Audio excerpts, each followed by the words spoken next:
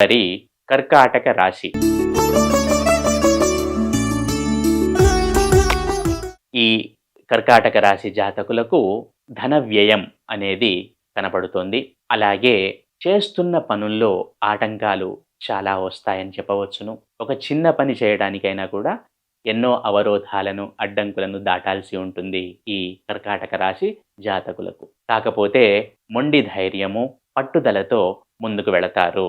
అలాగే ఈ కర్కాటక రాశి జాతకులకు ముఖ్యంగా ఈ కర్కాటక రాశి జాతకులు ఎవరైతే కుల వృత్తిలో ఉంటారో, ఎవరైతే రీసెర్చ్ అండ్ డెవలప్‌మెంట్‌లో ఉంటారో, ఈ విభాగాల్లో ఉన్న వారికి చాలా అనుకూలంగా ఉంటుంది. కొంచెం ఆశాజనకంగా ఉంటుంది ఈ వారము.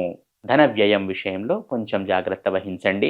చేస్తున్న పనుల్లో అవరోధాలు దాటడానికి ప్రతినిత్యము సుబ్రహ్మణ్య అష్టకము, కాలభైరవ అష్టకమును చదవండి. అలాగే విద్యార్థులకు ఫోకస్ అనేది కొంచెం తగ్గుతుంది. కొంచెం ఫోకస్‌డ్‌గా ఉండటము సూచించటమైనది. అలాగే అన్యోన్యత, కుటుంబ సభ్యుల మధ్య అన్యోన్యత గూడా దెబ్బతినే అవకాశం ఉంది. ముఖ్యంగా అత్తగారి వైపు వారితో. కాబట్టి అత్తగారి వైపు వారితో కొంచెం జాగ్రత్తగా వ్యవహరించండి చాలు.